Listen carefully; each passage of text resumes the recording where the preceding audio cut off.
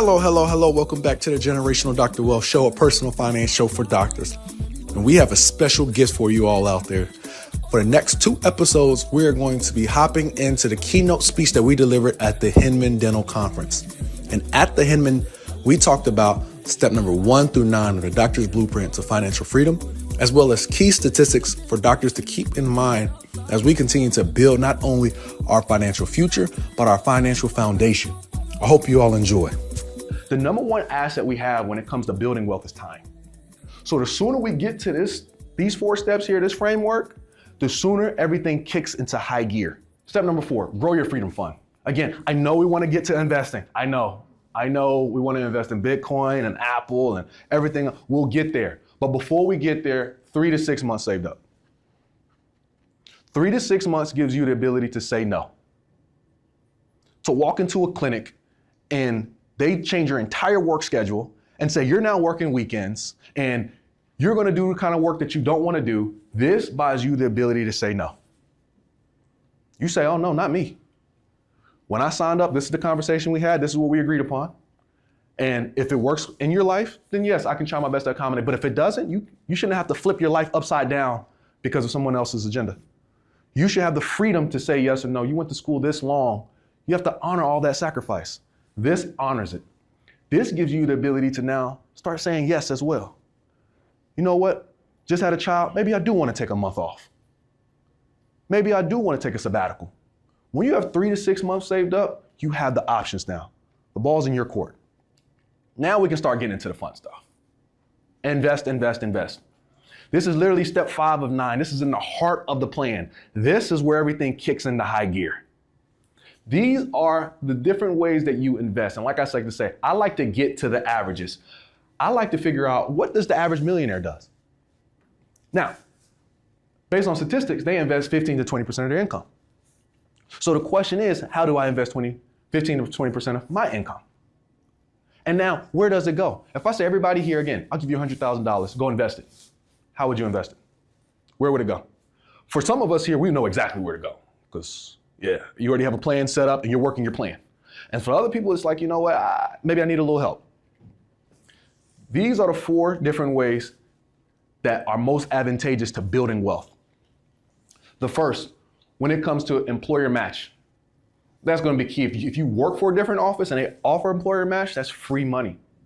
And if you're self-employed, you can still give yourself the ability to put away more income through your own employer match plan. So for us at our office, our oldest employee is 25 years old. We have a very young staff. They like to have a good time. Oh man, they're all over the place. They're always saying, they're always doing this. I don't know what that means. And they're always saying, what's the stuff they say? It's the vibes. I don't know what none of this stuff means. I don't know what the vibes mean. So I knew in my mind, if I want them to be prepared for their retirement one day, I need to take it out of their hands. So we do employer match for them and we do profit sharing for them. And it's like kids you're saving for. They don't really know how much is in the account. I don't think they really care. If I can't use it, I don't really care. So every quarter we dump thousands into their accounts and with the eventual hope that when they look up at 65, they're going to say, I'm glad they were thinking about my future self. And that's how we need to be. We need to be putting funds away for our own selves to think about the future version of ourselves. For most people, the future version of yourself is a stranger. When you look in the mirror, that's the only version of yourself that you recognize. But you always need to be thinking about the future version. Number 2, when it comes to HSA, this is a health savings account. Now, this is a very useful tool, but it has to be used properly in the proper time. So for us, we're in the process of building a family. So my wife isn't on an HSA plan, but I am. Now, when it comes to the HSA, this is a 4 times tax advantaged account. Number 1, when you put the money in, you get a tax deduction on the federal side. As it grows, you don't get taxed. If it comes out for health-related purposes, you don't get taxed. And a lot of people say it's a triple tax advantage account. I like to say it's 4 because unless you're in California or New Jersey, you also get a state tax deduction. I mean, this is literally as good as it gets. This is the most powerful tool that we have available to us if you qualify for the HSA. If you don't, I like to just replace that with a brokerage account. Just put the funds aside. Next, the Roth IRA. For most people here, you're not going to be able to get money in through a Roth IRA directly. That's why we put backdoor. Again, all these different statistics here. I want you to talk to your professionals. The goal for here today is for you to be equipped. So now when you go back to talk to your professionals, you have the vocabulary to be effective. You're saying, hey, where am I on these steps? Do we have a 401k at our office? Are we actually using a 401k? Do I qualify for HSA? And last but not least, once you've done those three, we go back to our 401k and we get the rest of it maxed out. That's going to be absolutely key. Now, these are the statistics for the stock market over the last 150 years, 100 years, 50 years, 30 years, and 20 years. I'm here to tell you, again, I'm going to keep repeating it until you walk out of here thinking to yourself, you are in the top 95th percentile when it comes to intellect. You are the cream of the crop. We don't have to be spectacular investors. All we need are average returns. That's it. And we just have to be consistent. That's it. So if it's telling you, over the last 50 years, the stock market has brought back 12% return. Or over the last 20 years, it's brought back 11% returns. Over the last 150 years, 9% return. You do not have to be spectacular. Let the market do what it does.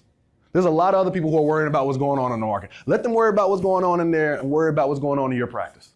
Now, we talked about those 4 different ways to invest, and basically in those 3 different accounts.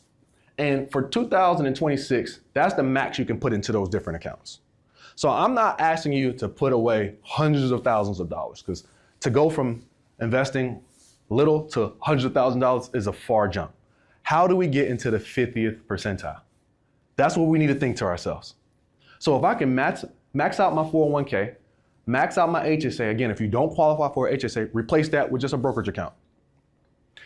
Then from there, a Roth IRA. If I can max those out, that's $36,000. Can we get to the point that eventually one day we can put away $36,000 a year? Sounds like a lot. If you just look just at the number itself. But let's break it down a little bit. How much is $36,000 a month? It's about $3,000 a month, right? How much is that a week? About $700 a week. So, okay. So how do I put away about $700 to $800 a week? How do I get to that point? I'm trying to figure that out.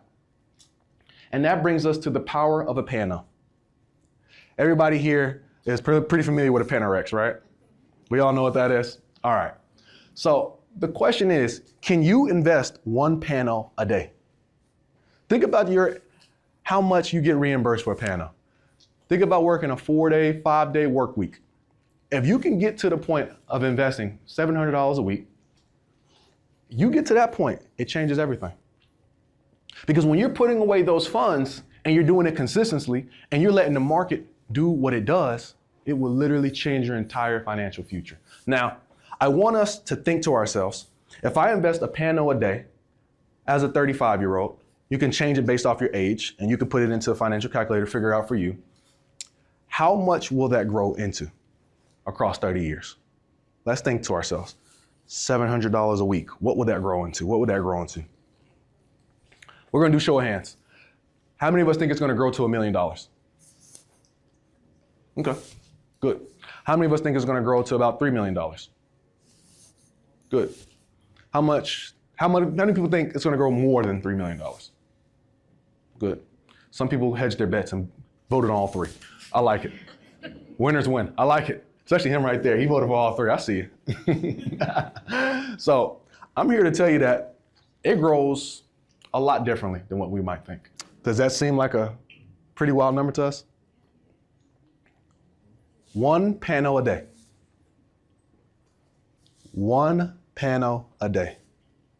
I'm not asking you to change your lifestyle. I'm not asking you to live on rice and beans like Dave Ramsey.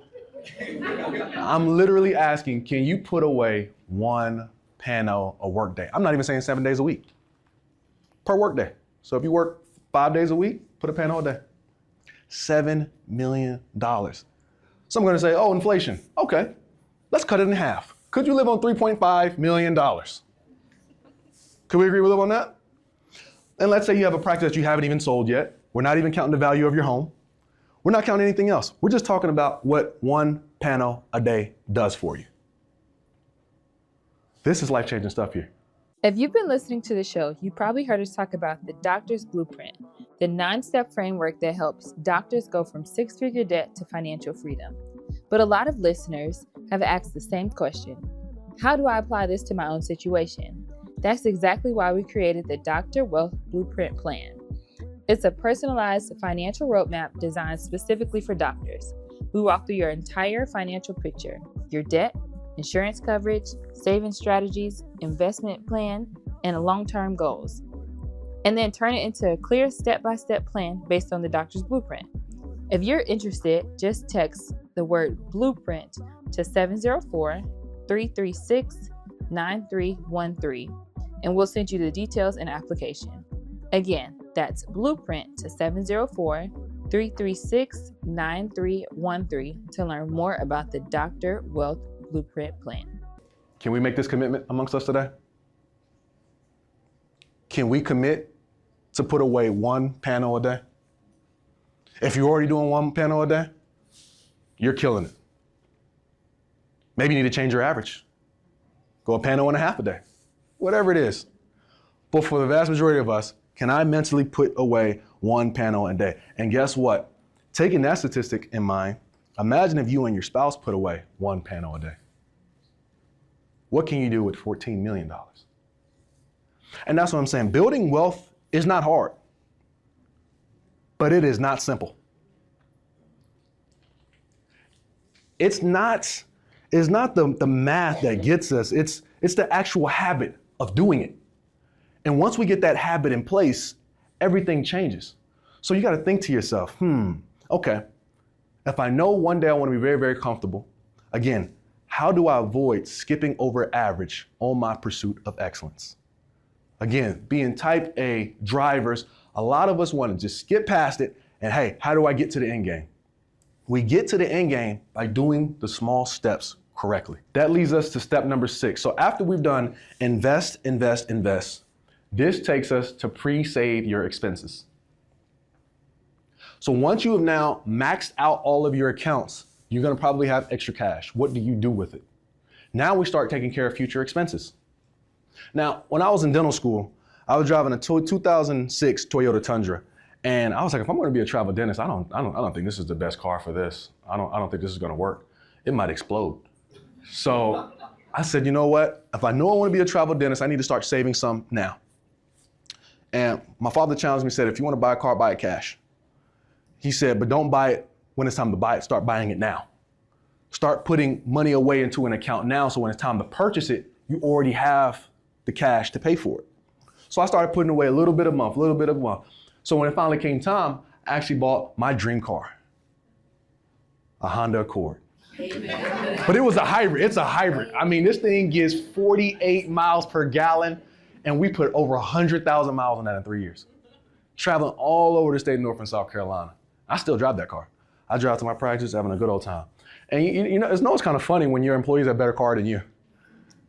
But I love that Honda Accord. I mean, it has all the bells and whistles.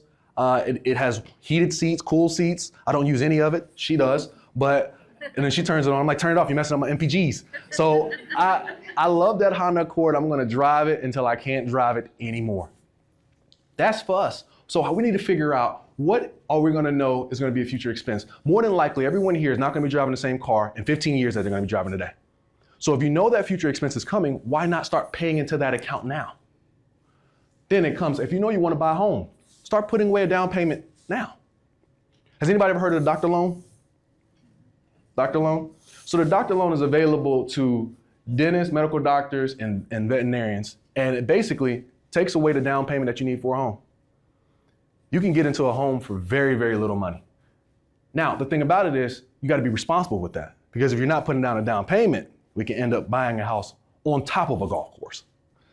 Not just buy a golf course, in the middle of a golf course. We don't want to do that. We want to make sure we're cutting the cloth according to our size. Then, that leads us to our 529. If you know one day you want your kids to go to college, and you want to be a part of that process to help pay for that, start investing in that now. The first thing I did when I got my son's social security number, I stared at it and I said, man, he's here. How do I start this 529? I remember contacting Kingsley, how do we get this 529 started? And that's the first thing I did with it. And the second thing I did was open up a credit card form underneath my name. So if we know we want to do these things, let's do them early. Now, that leads us to the financial fixtures and finishes. See, now, once we have our foundation in place, we're properly insured, we have cash stashed away just in case, we have nothing eating away at our wealth that's over 8% interest. We've already moved through our framework. We have wealth building in the background now. You don't even need to think about it anymore. Again, like, think about your patients. You don't need to be thinking about this. Everything I said on that second line can be automated. Sit down with a professional one time. You don't even need a recurring relationship. Sit down one time. Hey, can you help me set up these different accounts and just draft the money from my account? I don't even want to think about it. Now we get to the finishes. This is the part when we get here, this is where we get to make an impact. This is where things change in the way that we would like them to change. This is my favorite step of them all. This is invest in impact. Everybody's heard the term, put your money where your mouth is. I say, put your money where your heart is. Because when you get to this point, you have wealth building in the background automatically. There's a lot of other people who need help. We just said we make 3 to 4 times more than the average American. All of that can't be consumed by us. How do we give back in a way that's meaningful? So you need to figure out to yourself, what are you passionate about? You now have the opportunity to change things. And guess what? This doesn't even require money. When I was in dental school, we did Give a Kids a Smile Day. We got to go sit with elementary students and show them what a dentist was, because when I was coming up, I didn't know many dentists. So now they know being a dentist is a possibility. You were literally investing your time in impact. So for a lot of us, maybe you go from working 4 days a week to down to 3 days a week, and you give that extra day to creating impact in your community. When you get to this point, you have those options. So you think to yourself, what am I passionate about? What would I like to see change in this world? This is where you do that. This leads us to step number 8. You want to finalize your freedom fund. I know this sounds crazy, but 1 year's worth of income saved up. Now, we're not going to be skipping over investing to get to this step. That's why I said we have to do things in its proper place. We're going to get cash saved up, but we're not going to do it at the expense of our 401ks, of our kids' 529s, of purchasing a home, of purchasing a car. Life doesn't have to stop. But once you get into a nice solid place and your life becomes automated, now you have the chance to put yourself into a different space. 1 year's worth of income. And the reason, again, we say income is because for most people who are spending 50% of their income on expenses, understand if you have 1 year of income saved up, you technically have about 2 years worth of expenses saved up. What would you do if you didn't have to work for 2 years? You can just take time off and say, you know what, maybe I'm going to take 3 months off and get my mind right, or maybe I've always loved my practice, but I don't love the location. Maybe I'm going to sell and open up a nationwide search and figure out the next step from there. This gives you that option. This gives you the option to say, you know what, maybe I want to take an extended maternity leave, an extended paternity leave. I don't want to come right back. This changes everything. Step number 9, pay off your low interest student debt, mortgages. Now, again, a lot of us, because we don't know what to do, we take care of the low hanging fruit. Again, who here has heard a conversation of, should I pay off my student debt? Should I not pay off my student debt? We've all heard that conversation, right? We very rarely hear investing conversations.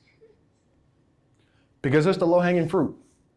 Because when we're driving this fast car, even though I don't have a destination in mind, I don't know where I'm going, I don't know how much gas is in the car, I don't have anything else set, but if I just keep my foot on that pedal, I'm going to be going somewhere. We got to move past just going somewhere and going to the right place. And that's why this is the last step. Some people might never get to this step. Maybe you know what, I'm going to stop at step 8 and I'm good there. And whenever that time comes, I'll pay all my student loans off at once.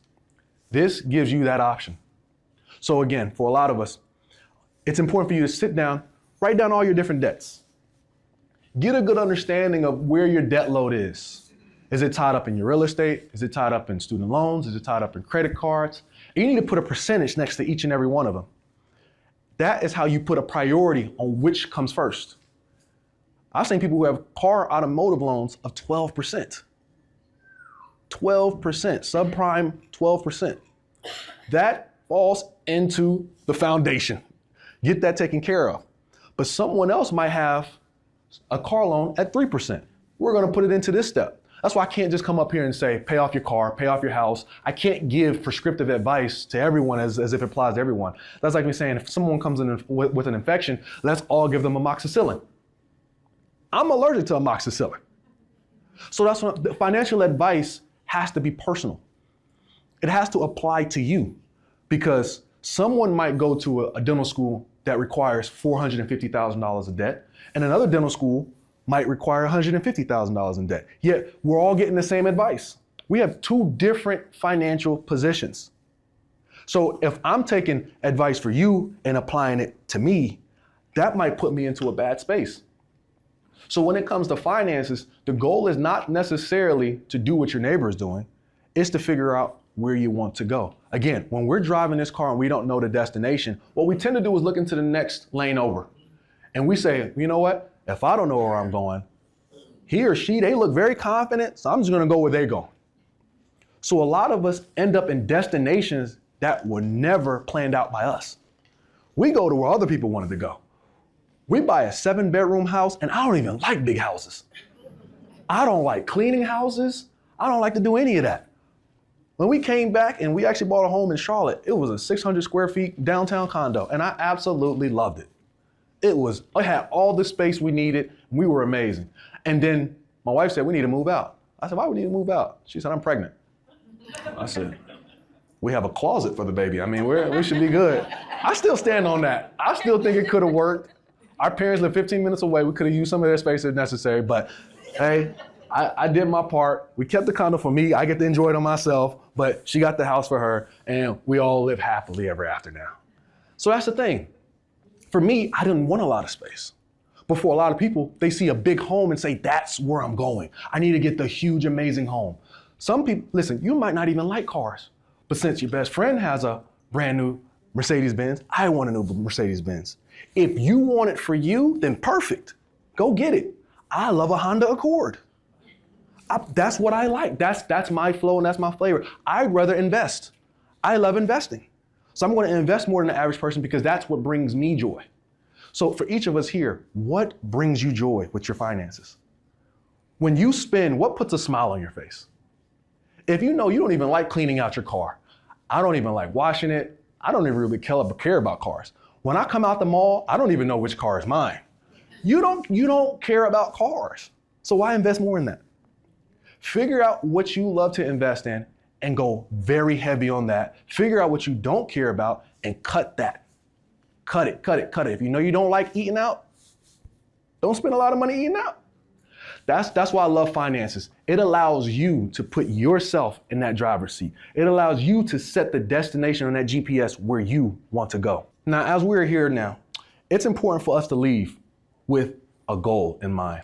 When we were in our business program and our masters, they kept telling us about SMART goals, SMART goals, SMART goals. When you work with a company, because we did like a lot of consultancies, they said you need to come up with SMART goals. You need to come up with a goal that is achievable, that they can get to, because the worst thing you can do is provide fantastic outcomes and the person you're providing for doesn't even realize that you're providing great outcomes.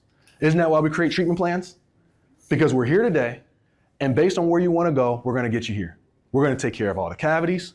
We're going to go ahead and get your ortho in there. We're going to make your smile perfect. But what happens if you say, you know what? For $5,000, I can fix all your dental stuff. You get to the end, the patient's like, you know what? Actually, I wanted this. I didn't really want that. We create a plan so we know where we're going. It's the same way. If you've created thousands of treatment plans, have you created a plan for your life? Do you know where you're going? So let's get back to the first goal that we created within our practice. We said, you know what? We want to be in the 50th percentile when it comes to dental practice in our first year. Let's compare it to this. Can we say, is that a specific goal? I want to be in the 50th percentile, $725,000. We want to surpass that in our first year. Can we agree that that's pretty specific? Is that measurable? We know if we hit it or we didn't hit it, right? Is it achievable? Yeah, it's achievable. If 50% of dentists do it, it's achievable. Next, is it relevant? Absolutely yes. Lastly, Time bound. We put 1 year. We want to hit this. So again, when you leave the Hinman, you need to sit down, take time for yourself. What is a SMART goal you want to achieve? What do you want? We still have the rest of Saturday to go to vendors, to go to different workshops, for you to actually achieve what you're trying to achieve. But if you don't know, how do you know if you actually got it? The Hinman can put on the best conference the world has ever seen, but if you didn't know why you came here, you might leave and not even be fulfilled. Has anybody ever seen a movie or come out of a conference and you ask somebody and one person said it was absolutely fantastic, and the other person was like, expectations weren't in line. When you go to an action movie, you expect action, right? You go to a romance movie, you expect romance. So if you go into a romance movie expecting action, you're like, I didn't have enough action. Did we have the right goals in mind? And that's what a lot of us do. But I really implore us, what is going to be your SMART goal? What do you want before the end of this weekend? What would make this weekend a success? We get back to the same question. Who here can commit to saving one panel a day? Who can commit to saving one panel a day? This changes everything. But before we get to this, let's not forget the steps that we talked about. We have 9 steps to do with your next dollar. Again, if you came into $100,000 tomorrow, where would you be on those 9 different steps? Will we be investing to the stock market before we are properly insured with our disability coverage? Will we be purchasing a home before we have life insurance? Let's do things in the proper order, because when finances are done in the proper order, it just feels better. Everything works itself out. I implore us, what is our SMART goal, and can we commit to one panel a day? This is our contact information. Again, we go through the 9 different steps on the podcast here. You can scan that QR code there. That will give us the Google link, and then from there we can send you the 9 steps, as well as if you have any other questions on anything there, you can send it us directly there. And we're always answering financial related questions. We're continually building out just professionals around us to be able to equip our dental community, because when we take care of one another, it puts us into a good space. My mother always said that everybody is equipped here to have their own lecture. There is something that you're an expert in that I need to be sitting in the audience getting from you. So the question is, how do we bring that out? How do we get what's already stored up inside of us and bring it to the forefront?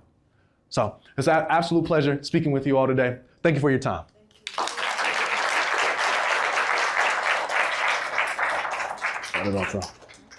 This show is for educational and entertainment purposes only and is not intended to be financial, legal, or medical advice. We are not acting as your personal financial advisors. The strategies discussed are general in nature and may not be appropriate for your individual situations. You should always consult your own qualified financial, tax, and legal professionals before making decisions about your money. The host and guests are not responsible for any actions you take based on the information shared on this show.